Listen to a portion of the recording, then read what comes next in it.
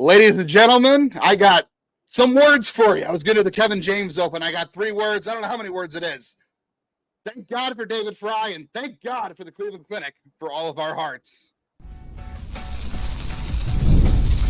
Tanner Bobby of the Guardians, and you're listening to Locked On Guardians. You are Locked On Guardians, your daily podcast on the Cleveland Guardians.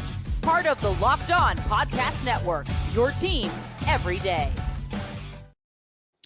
Hello, everyone, and welcome to the show. Before I throw to our fantastic sponsor, I got to say this. I came home today. My daughter was not asleep yet from parent-teacher conferences. For those who missed on Twitter, I had to miss the end of the game due to a conference. And I told my daughter, I go, the Guardians tied it up late and then won it. Who do you hope hit the home run? And here's my 7-year-old screaming, Big Christmas! And I'm like, yes, he tied it up. So I came home, showed her the 2 home run videos, and then I ran down here so we could do this for all of you.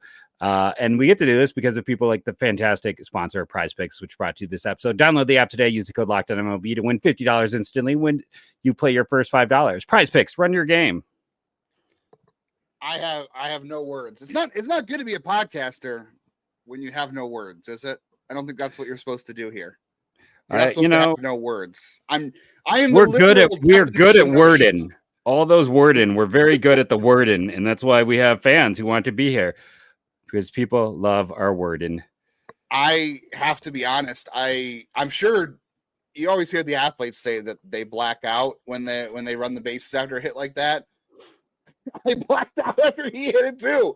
I jumped, I screamed, I fell on the floor. Humpty Dumpty went down, and Humpty Dumpty didn't care. He didn't get back up. My wife said I was like, if any real OGs remember Corey Kluber's old Twitter.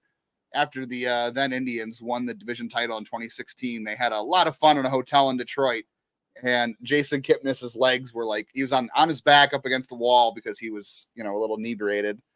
That was essentially me after that home run. I legit blacked out. I don't even know where the pitch was. I don't even know what Tom Hamilton said. I still haven't heard the replay because I legit blacked out when he hit it.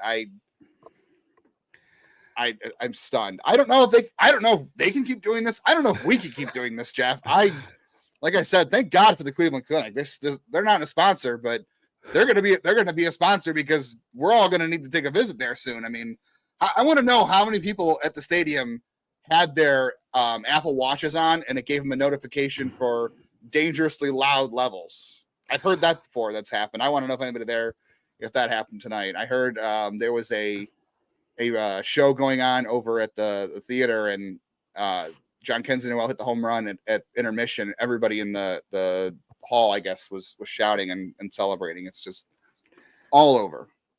Yeah, I for those who were not following me on Twitter, I had parent-teacher conferences tonight. So like I was sitting there, and my final conference was, of course, at like 7:44 my time. So I'm frustrated. I saw everything happen with Brennan. I'm like, they can't get a runner and scoring, and then all of a sudden, I'm trying to talk to this parent about their kid, and vibration. I'm like, what the heck? And it's like, I can't grab it. I can't look at it. I can't go like, I know something is going down. I almost just swore there. I didn't.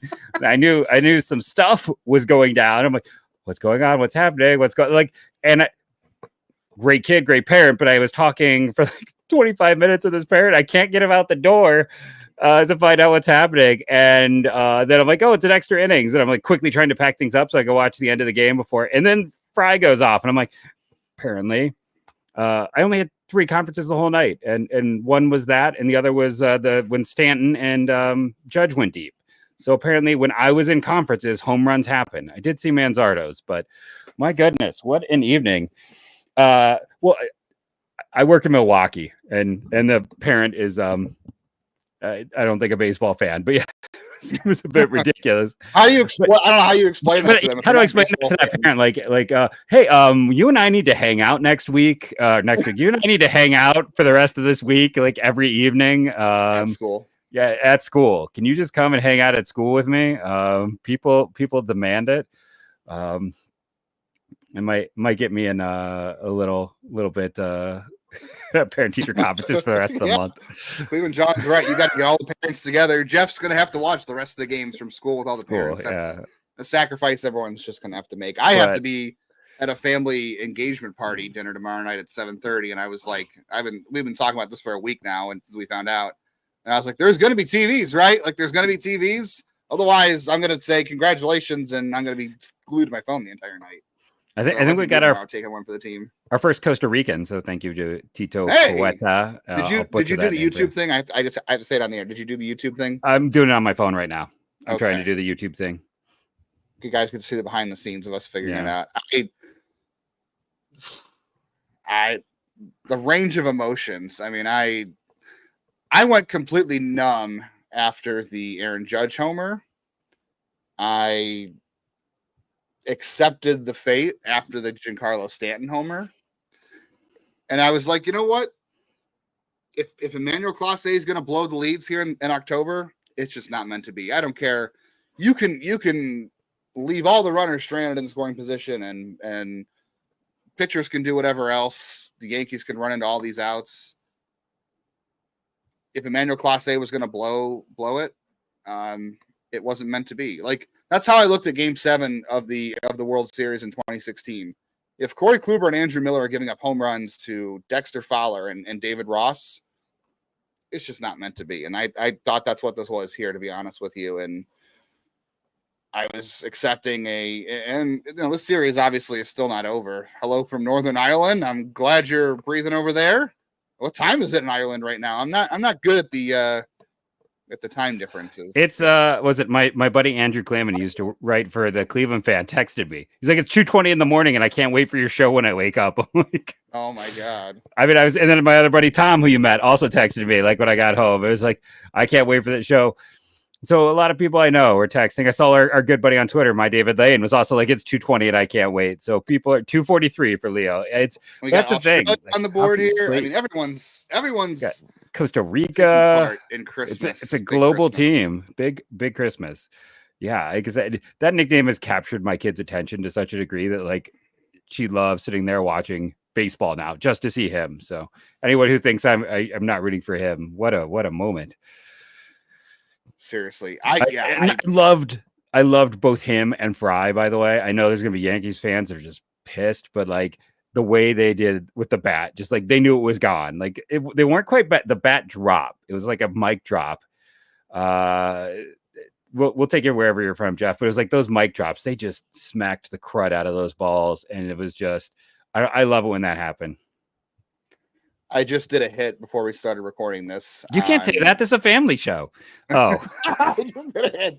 I just pulled a Jhonkensy Noel. Just did a hit on the Yankees. No, I just did a hit on Locked On Sports today that'll be out about on tomorrow's show. And I was spoiler alert. I was like, we've psychoanalyzed, we've overanalyzed every at bat, every managerial decision, and trying to talk about this is the same thing as the Tigers in the ALDS, the David Fry home run off Bo Brisky, right?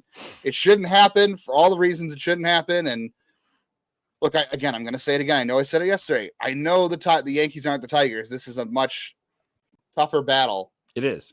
It is a much tougher battle. And they've got a lot of work. We're going to talk about Game 4. This is far from over. But the Guardians, they're not dead. They had literally had 5 feet in the grave, I think, after Emmanuel Clase gave that home run to Stanton. And they are fighting with life now. And I hate to be this guy. I hate to say it, but I'm going to say it because it's how I feel right now. Maybe I'll change my mind. But in the moment, however this thing ends, at least you can say the Guardians didn't go down without a fight. I mean, maybe they won't win another game and go down 4-1. But to come back after your all-star closer gives up more runs in a postseason than he's given up the entire year, to come back from that and win against, let's be honest, I know Clay Holmes had his struggles in September, but he got it back together. And part of an important piece of their bullpen. Luke Weaver, if Emmanuel Clase is the best closer in baseball, Luke Weaver is probably number 2. Jhonkensy Noel got to him. What was Luke Weaver doing, by the way? He threw, I mean, I'm sure that wasn't the call. I have to look back. But he threw a middle fastball. That's probably the first middle fastball Noel has gotten since August. He hasn't hit a home run since August. And but it's interesting because like we're seeing closers get roughed up. We saw Devin Williams get roughed up too with the Brewers. We saw Weaver. We've seen Clase. I just had, yes, this is my friend Tom, but like I think it's a great point. Like I feel like 3 of the biggest Cleveland home runs in the postseason of my life were already in this postseason, and 2 were in that game. Like Yeah, there was a couple of Jim Thomeys from '95 that I remember. Yeah. Rajay Davis, obviously, and then these three. Sandy Alomar. It's like there's not. Yeah. There's just, but yeah, it feels like this, like the Lane Thomas one. This has been great, and I see like here, like I believe breaking ball, says Luke Kelly. Oh, I gotta go back and look. Either way, that is not a pitch you throw to Jhonkensy Noel. No. I don't care how bad of a slump he's in. That's a pitch you don't throw. Yeah, it was a changeup middle. It was a middle changeup, and he smacked every last bit of it. 404 feet, an expected batting average of 990. Where's the other 10% go? I don't know. I guess aliens. If it hits a bird, I think if it hits a pigeon and falls to the ground. Yeah. But I also like this. Like you and I. Oh, we keep going back and forth. But I'm gonna put it this time. Like Lane Thomas again. Like. You and I were half joking, but it's like it doesn't matter if Cleveland traded 3 Hall of Famers with what Lane Thomas has meant to this team in the postseason. Like that's a win of a trade. Like he's I believe the last 2 games he reached base 3 times in each game. Like and we talked about an incredible postseason. Like this team needed someone who could walk, and like he had the double in this game, but like he also extended at bats and did like. Scored 2 runs. He stole a base. He made a great play in center in the first inning. Is there a world where he should just hit 4 no matter what? The way Josh Naylor is going, you might have to. Except for when they face Garrett Cole again. That's the only reason I would say move him back up, because for whatever reason Naylor has Garrett Cole figured out. Yeah, I don't know. Like Lane Thomas has been better than any of us. This is an important home run too by Zook here. Yes, the Tony Fernandez home run. R.I.P. Tony. That was the center of the World Series. Yeah, I think we've got Andy also had the one, didn't he? He hit the home run in Baltimore to advance to the ALCS. I think we just found That's the one. Yeah, I think we found an off-season show. It's the 10 top most home runs. 10 top 10 home runs in Guardians postseason history is going to be a postseason show or off-season. 3 are going to be this postseason, at least. And I also kind of agree with like people saying like I brought this up in our group chat like that we had like, man, is there a world where because this team had belief in Boyd, like he's older, like how much does comfortability matter? Merry Christmas, yeah. Happy Friday, Merry Christmas. I tweeted Holy Night. I was like, again, unexplainable. The Guardians have gotten 0 out of right field, and then let's not overlook this too. Bo Naylor ends up getting a hit in the 10th inning, his first hit of the postseason, which precedes the David Fry home run. So without Bo Naylor's base hit in the 10th inning, David Fry doesn't walk it off. Well, he does because it's a solo home run. Home run, but still, then also David Fry's not hitting in that inning, is he? Yeah, because Bo hit 8. It would have been 8-9-1. So yeah, the reason that Fry was even up is because Bo Naylor got on. We didn't have any catcher hits, and we had 2 in this game. And I know we got to run to break here in a second, but like also like speaking of like scrap heap legends, Pedro Avila. I realize I've been saying his name wrong all year. Like he was good in game 1, and then like what he did again today. Like maybe they need to be going to him more often. Like right now, he's got it. I mean he had a tough assignment. Yeah, and he might have to pitch tomorrow. Look, they used everybody in the bullpen tonight, minus Joey Cantillo and Eric Zabrowski and Ben Lively. So everyone's going to have to be available tomorrow to tie this thing up. You got Gavin Williams today, I should say, if most of you are listening to this live on or recorded on Friday, but they're going to have to do it again tomorrow. But you want to know what? They're going to feel pretty darn good about showing the ballpark tomorrow. You feel 100%. This team has done a great job being resilient all year. And Rocco's right. Nights like this is why you watch sport. Not for the 9th inning, but for the 10th inning is why you watch it. Well, for the 9th, for the home run. Like it was. Yeah, the 9th inning is how you break your cell phone or something stupid. I think we've all been there, but yeah, everyone. They're going to feel pretty good about showing up to the ballpark tomorrow, and hopefully the Yankees are feeling like, all right, this probably locks the Yankees in a little bit more. If anything, they got to come tomorrow and know that they just took a punch and they're going to have to fight back. But it's better than the Guardians showing up tomorrow and feeling like the weight of the world is on their shoulders. So a lot more to come. We're going to hang around, talk about your comments, talk about if the Guardians rattled the Yankees enough to keep this a series, and game 4, all kinds of goodies.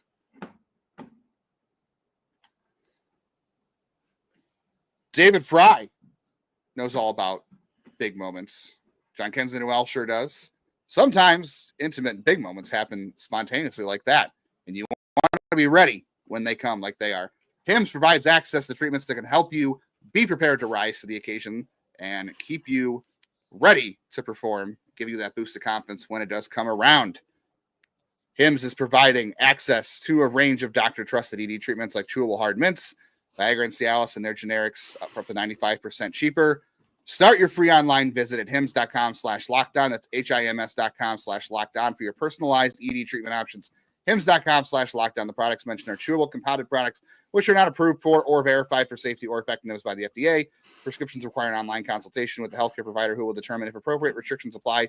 See website for details and important safety information. Subscription required. Price varies based on product and subscription plan. I know our pal Sully is going to have a lot to say about that game. I know there's a little Cleveland fan in Sully. I know he appreciates the Guardians in Cleveland. So check out Locked on MLB for more reactions on this. I appreciate everyone's transition love. He's a Boston fan, so there's no way he does not enjoy that one. Wait, it's a good point. That's a great point. So, listen, you had a funny.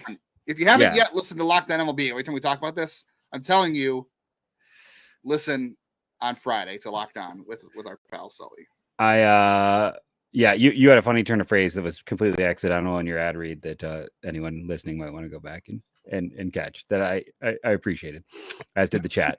But I think I have to bring this back around just to mention again, like game 1 and game 3, how much Pedro Avila, because I was saying his name wrong all year, like what he did, like.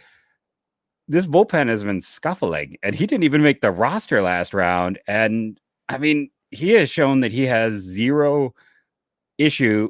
I mean, there's a degree of luck, but like no fear. He can step right in because it's harder to pitch later in these games because the stress is on you more. Like it's easy. Like there's a part of me that almost thinks that like with Gaddis struggling, maybe he should be the first guy out of the pen because some respects the 6th inning might be lower stress than the 7th or 8th. But Avila has been just, whew. There is something, again, we've tried to analyze every little bit of both of these series so far, but there might be a little bit of Avila's pitch mix. Some of what he does might be good against the Yankees. Like there might be a degree of missing barrels, and there's the changeup that is really good, and he does have. Thank you, Padres. Thank you, Padres. Yeah, was that where he came from? Yeah, he was cut by the Padres, and it's just funny. Wild. Yeah. So the Guardians gave. I know Scott Barlow didn't last here, unfortunately, but and Yale didn't last there either. I mean, that was a lose-lose trade. There, yeah. Maybe the Padres didn't hit in the postseason, so it didn't matter. But I was gonna say maybe they should have kept Pedro Avila over there in San Diego. They would have been doing really good. His fastball and his change, his 4-seamer, are both 4-run value pitches. I mean, he throws a lot. He throws like this lists him as throwing like 6 or 7 pitches this year. So to maybe tighten it up a little bit more, but like guys don't barrel him and he gets a high ground ball rate and maybe that's enough. But like whether or not he is, I'm not saying he is their best reliever, but in this series, he maybe outside of Cade Smith, he maybe has been. And sometimes you just need someone who, for whatever reason, he's able to step up. And I mean, he's been nails. Vote for Pedro. Bring back the vote for Pedro campaign. I feel that one, Cleveland John. I texted you. Let's go back to Bo Naylor again real quick too, because he's the one who got David Fry up for that home run. It felt like for Bo Naylor, things had hit rock bottom. Like they were willing to pinch hit Will Brennan and burn two position players. They pinch hit Will Brennan knowing they had to bring in Bo Naylor. So they burned 2 bench spots in one without even hitting for Bo Naylor. And I was like, that is the bottom of the barrel for Bo Naylor. They weren't even willing to pinch hit him there. And I wanted to pinch hit David Fry. I forget what inning it was. Before Jimenez's single. Was that the 6th inning? There was a 6th inning single by Jimenez. Yeah, it was the 3rd run in the game. Yeah. And thank God I didn't, because look, this wouldn't have happened. You would have had Kyle Manzardo hits the walk-off there. I don't know. Maybe it still works, but I disagreed with you there. I was like, no, I believe I'm with Vote. I'm like, if there's a runner in scoring position, absolutely. If Jimenez failed, absolutely. But once you got the 1 run, you keep him. But I also didn't like bringing in Fry necessarily when they brought him in, because there wasn't a Yeah, it says John is on fire tonight.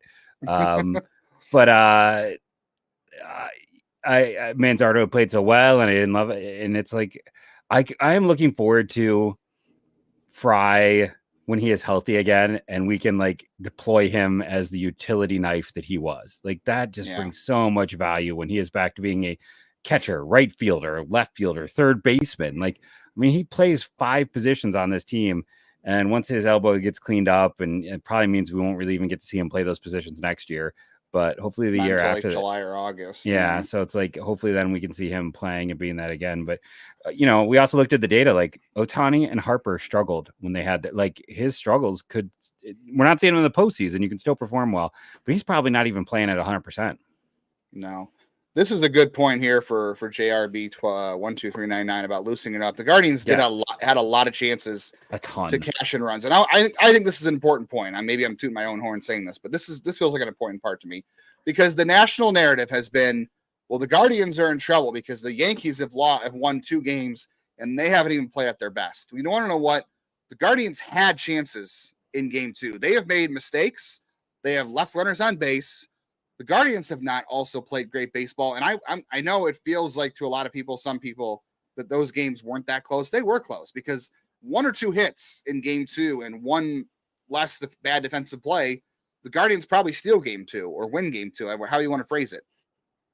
The Yankees got home runs tonight from Aaron Judge, from Giancarlo Stanton off the Guardians' best reliever, and the Guardians somehow won, which means Jose Ramirez had a double, right? And a steal and a walk. That's fine and dandy. They were 3 for 15 with run. Cleveland was 3 for 15 with runners in scoring position tonight. 3 for 15. Like they also were not, the Yankees ended up being 1 for 8.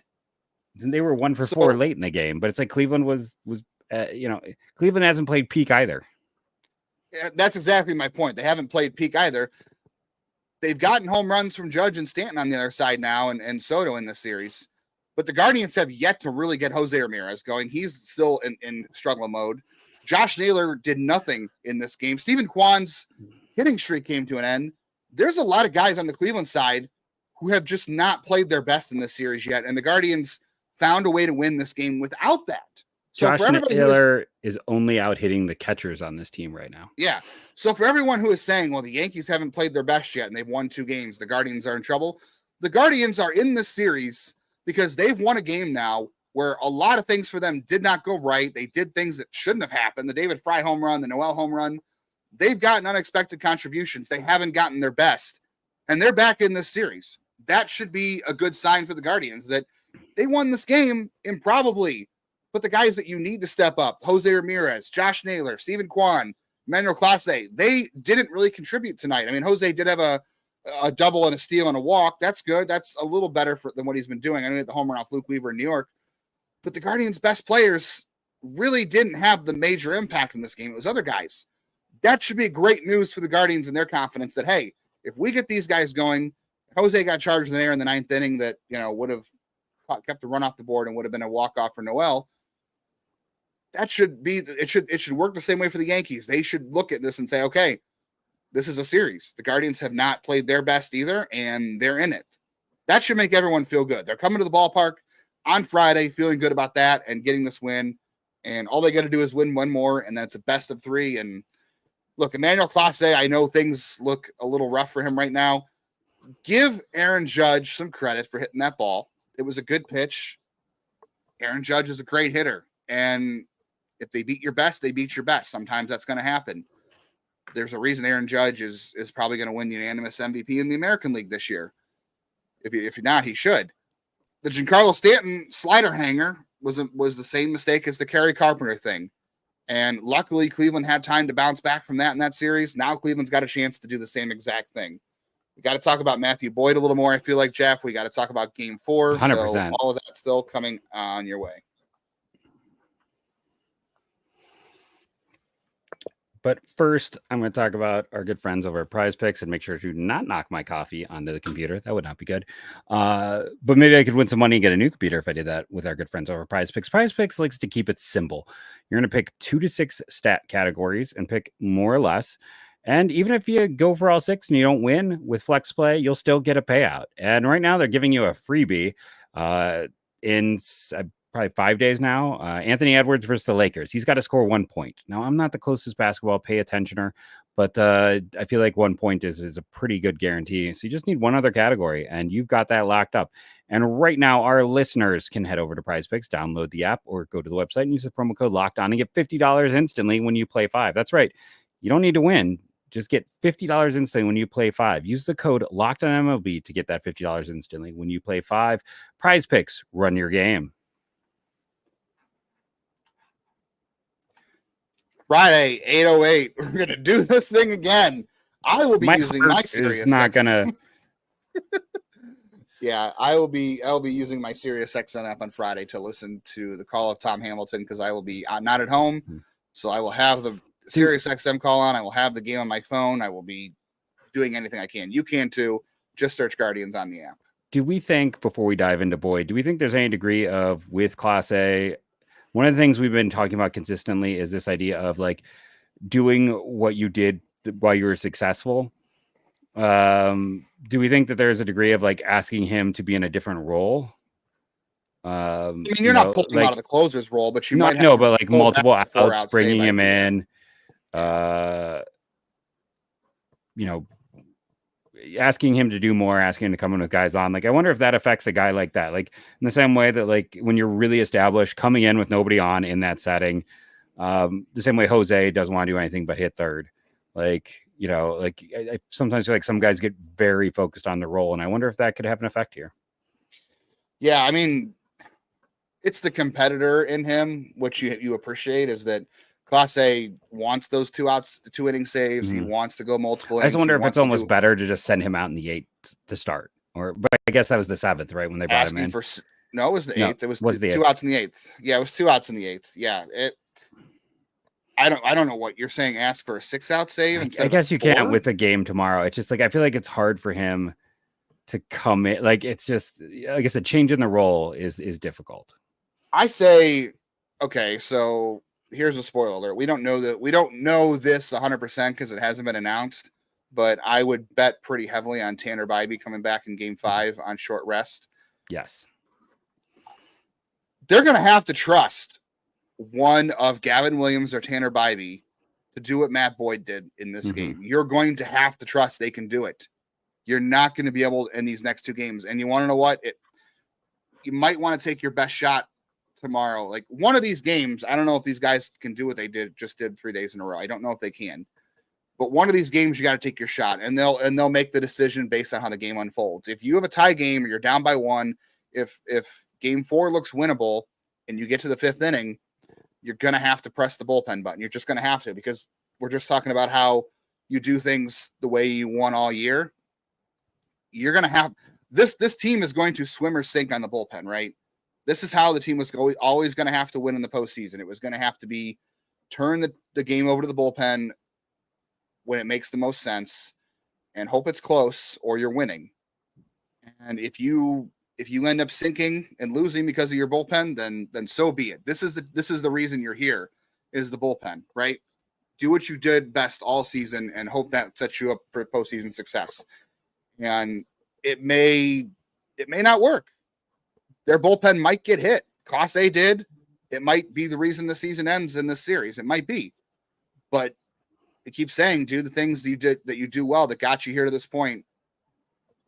You're going to have to rely on that bullpen, and for better or for worse, that's how you're going to have to win. And if you go down, then you go down. But at least you went out there doing what makes your team good, and that's the bullpen and keeping these games close enough for your offense to do weird stuff like this. Because I don't know if we can keep doing this. I don't know if they can keep doing this, but this is the formula. Stick to the formula until it doesn't work, and because next year is not guaranteed. Do what you can now to win. They got to take their shot in Game 4 if they're in a position to win that game, you got to take your shot to tie it up, because you don't want to have to go 5 and 6 to keep your season alive, right?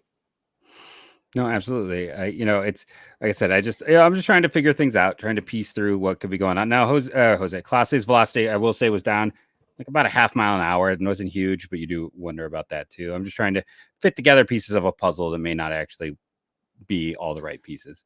Yeah, I don't know if, I mean, maybe a little, but I think Judge just got a piece of one there, and it just, he hit a good pitch. He was on tilt after that. Yeah, you can't hang sliders to anybody. Doesn't matter who Yeah. you are, especially Giancarlo Stanton. So Yeah, against the righty. sliders, Stanton does have issues with sliders, but you want to know what? Not a lot of hitters have issues with sliders that are middle either. This is a good one too. Cade Smith, 10 strikes. That was a big boy inning, man. And that is why Cade Smith is coming out in those spots, man. I know you'd love to have him later in the game, but you've got to keep him in. You got to keep putting him in when the game's in the balance and get the big part of the order there. And credit to Matthew Boyd for setting him up for that, man. Matthew Boyd was able to retire the last 10 batters in a row. He was essentially the only guy so far in the series who has not struggled with the bottom of the Yankees order. Like he did early a little bit, but then he was able to bounce back. That's how they got their one run, was the bottom of the order against him. But he retired them another time after that, and he was essentially the only guy. So, and he was able to roll things over to the sixth. He got Trevino, Wells, and Torres in the fifth inning to allow Cade to come out to the sixth. If Matthew Boyd does not go 5 like that, this is probably not possible because you would have had the bullpen stretched even further. Yeah, and we talked about it in yesterday's show. Again, go back. We've been doing a lot of referencing because we spent a lot of time talking about this. But like Boyd was not necessarily a great, like his fastball is not a great fit. But the secondary pitches we talked about were, and he just went out and slung it and was able to limit the damage and go 5, like to the point where if it wasn't the heart of the order, like I was like, man, I would have let him go out for 6 if it wasn't Soto and Judge. Like agreed. That's the whole thing. When you got and I understand that because the idea of like you specifically want to use Cade for Soto and Judge, so they went there for it, and that's where you use it. I made this comment like with the way he has looked in the postseason. I mean, he's looked like potentially the best reliever in baseball at points. Cade Smith has. I'm like, you never trade him, but like I'm not sure at the end of the postseason if anyone on this team is going to have more trade value than Cade Smith. Now but I'm not saying that like in an offseason way. I'm just saying like that is how much that dude is elevated. Like when you're trying to value his value compared to just players, like what he has done, and he's showing out on the biggest stage. Most baseball fans had no idea who he was. Now they do. I was texting with a friend of ours who was at the game, who was covering the game. I'm sure he's listening either live or on record, but Cade Smith never showed that kind of control in the minors. Never. Like Never, I for sure thought Cade Smith was going to be like another sort of James Karinchak, not in terms of the weird. I saw maybe some Sean Armstrong. Like I thought that might be more his like path and profile. Yeah, I did not. The control leap has been so big for him, and here's the other thing too about Cade today, which is so important for Game 4. He only threw 10 pitches. Nice. I know some people said bring him back out for the second inning. I'm like, no, because this way he got through the heart of the order on 10 pitches, which is incredible. He's available now on Friday for Game 4, and that's what you need. You need Cade Smith to get through the heart of the order again. I think and everything's going to depend on the situation. They're going to. It's a plan A, plan B, plan C type thing, right? If they're winning or it's close and they need Cade to come in and keep it that way, they will bring him in. And if they feel like he needs to get 2 innings, they'll do it. Only if the game calls for it. If the game calls for 1 inning, they'll do 1 inning. But if the game calls for 2, he might get 2 on Game 4, and you're hoping you win that game because Game 5 he may not be available. But if you have your shot to win Game 4, you have to take him. If that means when Cade goes for 2 innings, you do it. Tim Herron, he rebounded after a couple of shaky Detroit outings, and he was very shaky again in this one, but he got through an inning without any damage. Gaddis, I did see some comments too about being mad about Gaddis's walk to Soto, and that set up Clase's homer. That was a totally planned pitch round, by the way. Like Gaddis was not going to face Judge, and he was not going to let Soto hit him. He was going to try to make Soto get himself out, and Juan Soto's too darn good. He's not going to do that. They were not going to pitch to Juan Soto there. They trusted Clase versus Judge, and I can't fault them for trusting Clase versus Judge. Yes, Gaddis only threw 10 too. I might think twice about where I throw Gaddis in Game 4. I might try to get him into lower leverage, and maybe not so much against Soto and Judge. Maybe more Stanton. I know he gave the home run to Judge the other night. You might want to go 4, 5, 6 with him. Depends on what the game calls for. Eli Morgan was shaky again. He got some outs. Andrew Walters, I know people online were mad and it didn't matter. He get the sack fly, which wasn't his fault, but Andrew Walters got through with 12 pitches. Every reliever is available in game 4. Tim Herron threw 16, so maybe it's more of a matchup thing with him. But you still have Sobrowski, even though he's not really a big game guy. But it's a big start for Gavin Williams now, Jeff. He has not thrown over a month. I know every time we try to break down pitch mix versus batter stuff, it just goes out the window. So I'm not going to try. But I do feel it like is not ideal with what he's throwing right now. I think the opposite. I mean, he's so 4-seam heavy, isn't he? He is, but he has that big curveball. The two things we know about Aaron Judge is fastballs up and in by the hands and curveballs and breaking stuff thrown away. I mean, Juan Soto again. With Juan Soto, it's a hope and a prayer. You just try to keep it on the black and hope he doesn't beat you. With Aaron Judge, breaking balls low and away and fastballs up and in are things that usually beat him, and the one place he can be beaten at times. And I mean, Williams can throw a hard fastball up and in. He can also throw a big curveball low and away. So it's going to be the same thing. It's going to be 5 innings, hopefully 1 or 2 runs from Gavin Williams and the bullpen. Yeah, do the Yankees have a lefty reliever tomorrow? I don't know. Tim Hill won a lot of. Oh, yeah. Tim Hill went through 4 pitches. He's fine. 4 pitches. He's there. Tim Meza's definitely cooked for tomorrow. He threw 22 and he did not get a lot of outs. So I think Tim Hill's cooked. Luke Weaver will be an interesting thing for game 4. He threw 20 pitches and gave up 2 runs. I'm sure he's available for game 4 is Luke Weaver, but he probably not available to do like multiple innings, right? No, I wouldn't think so. Yeah, their bullpen does not have great depth. And maybe Ian Hamilton's hurt, so he might not be available tomorrow. And Hamilton's like part of that, like important part of their depth piece. He was really effective for them this year. I thought it was interesting. Hanley threw 26. He might be limited. Yeah, and he threw 26 changeups. He literally only threw changeups in his appearance. So and they don't have. Hill was injured. Hill was injured on the play at first base. So both their lefties might be unavailable in game 4, and then Canley might be unavailable, and Luke Weaver might be limited. And Luis Heel, I will say this: Luis Heel is a guy that does have control issues at times. This is not a great team exposing that. I don't know. They had 7 walks today. This was one of the games where they showed it today. Like if someone was asking who would they add, I mean, is Michael Tonkin healthy? Like I'm kind of surprised he wasn't on the roster. I mean, they do have Stroman for coverage, but Stroman's not in the rotation for a reason. Yeah, it's going to be interesting. To me, the most annoying thing I think of the whole day was just the Bush League team in town trying to steal attention from the Guardians postseason. That was, can we talk about like being desperate and sad? That was another team in town that decided they had to try and upstage this game. And I think that backfired. That was like the most sad Bush League, like a pathetic organization doing pathetic things. Why am I shocked? Like why? Yeah, this why is new for them, by the way. They've done this years. Yeah, it was the person who used to run the Guardians Twitter said that online, that they kept track of how often they tried to upstage them. But you can't upstage a game like this, especially when you are a pathetic organization who, won't score 7 runs in a game. But Guardians offense over Browns offense. Yeah, I wasn't going to even say who they were.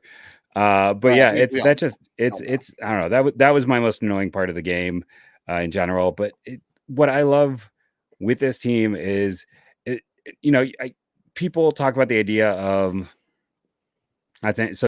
DataCast thinks Mark Leiter would replace Tim Hill if Tim Hill is hurt, and they have to do Mark Leiter's fine. He's not special situation. But then they get a righty specialist and lose one of their few, like their best lefty. That hurts the Yankees a lot.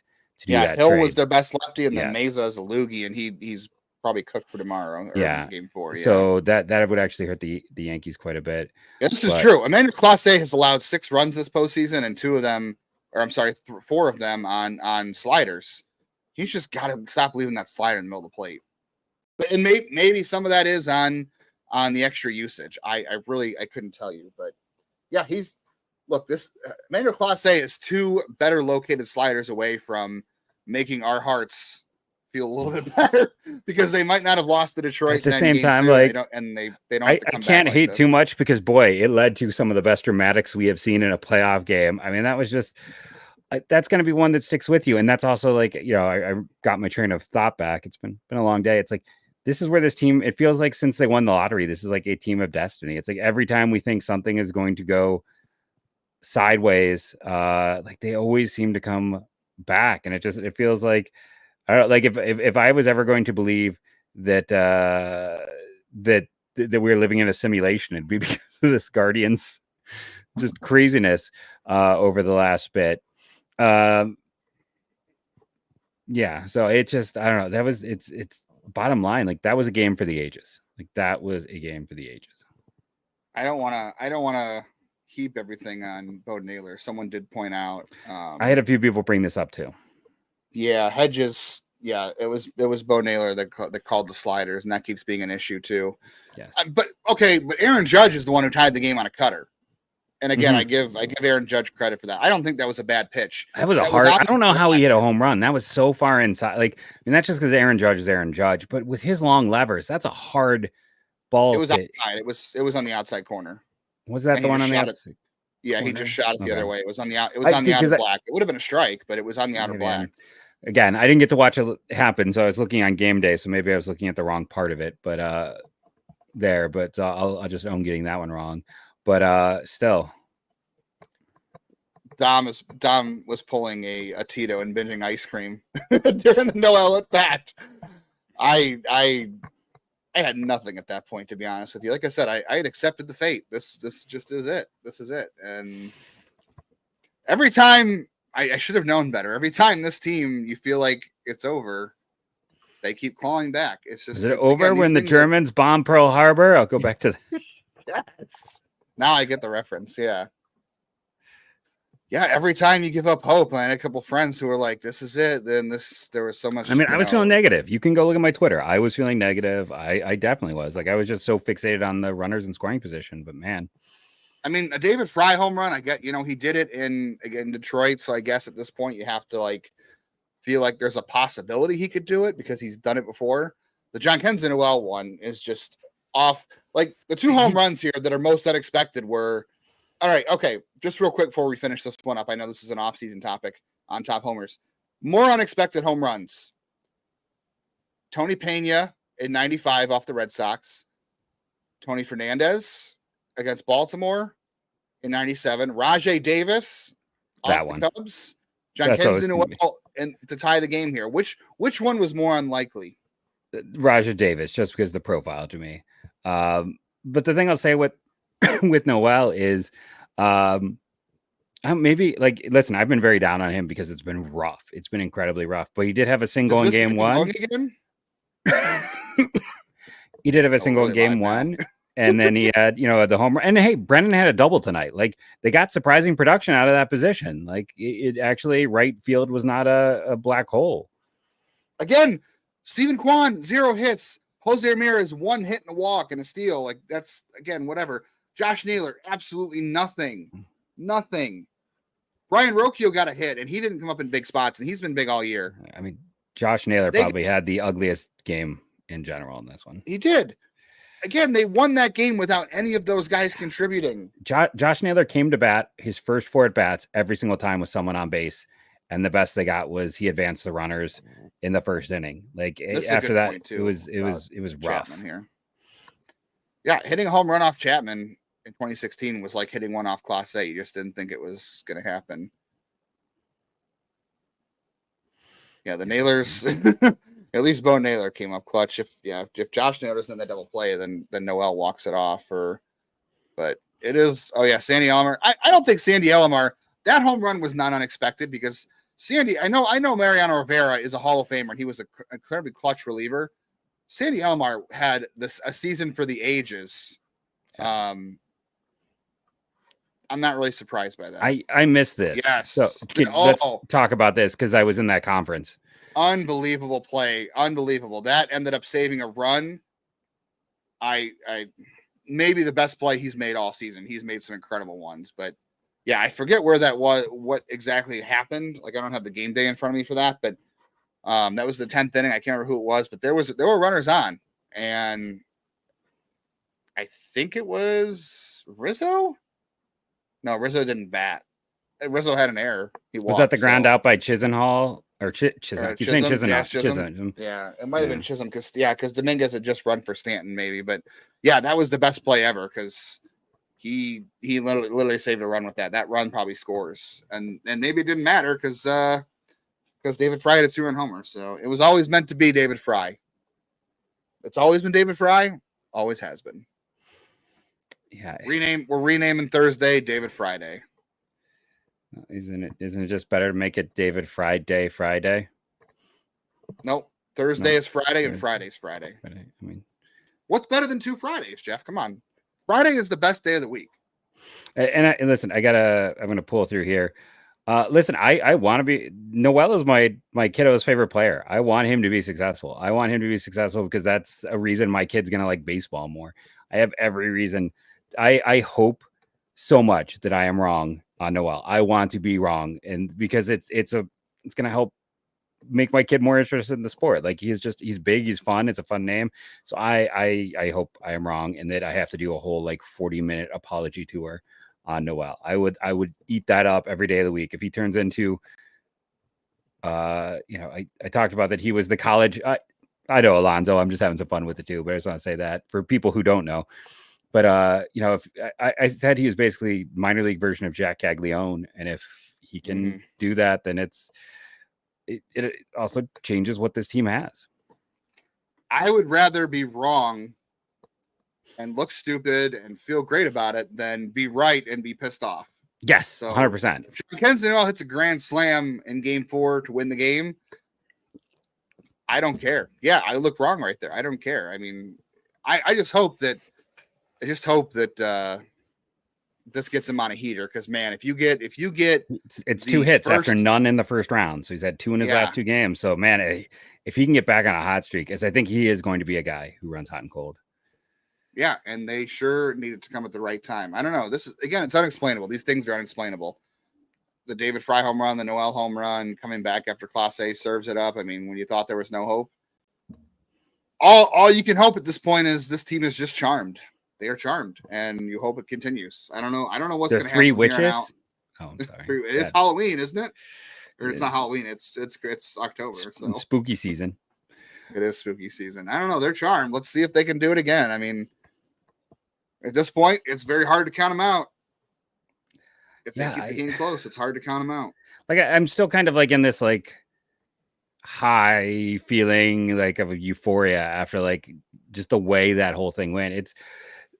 And that has to extend to the players. Like for all the negativity, like we talk about, like at the end of the day, they're still people, right? They're still like, they can get nervous. They're going to feel things. Things will cause them to get up and down. But a performance like that, all the negativity is gone, right? Like they are starting tomorrow fresh. Like, no, like I think in some ways that serves as a perfect palate cleanser. I feel like that sets them up to like, we did this. We know we can do this. Look how many guys stepped up. And we didn't even perform our best. Like, Class A had his struggle. Like he had a big struggle. We actually didn't hit at all with runners in scoring position, but we got on base a ton. We caused this team to burn their entire pen, and we took care of business. Like I think that does a lot to change it. This is why I don't believe in momentum, because if momentum was real, and maybe momentum exists in the course of a game. But if that's true, the Yankees should have had all the momentum after hitting Class A. Guardians should have had no reason to have any, and they found a way. This is why I'm not sure. It's just, belief and guys coming through. I mean, I see results over process and vibes over. I see. That's where I think momentum is a thing, because I think winning this game then actually is like the rest were like solid wins by the Yankees, but they were still like there was this negative feeling like they're not performing up to their level. Like today was the one, because most of the stuff on the Yankees they're winning because the Guardians aren't good enough. Like this is one of those wins where I feel like if momentum exists is going to flip things to some degree, because Cleveland went out and had a huge type of win. Like they went out and came from behind and had the big hits.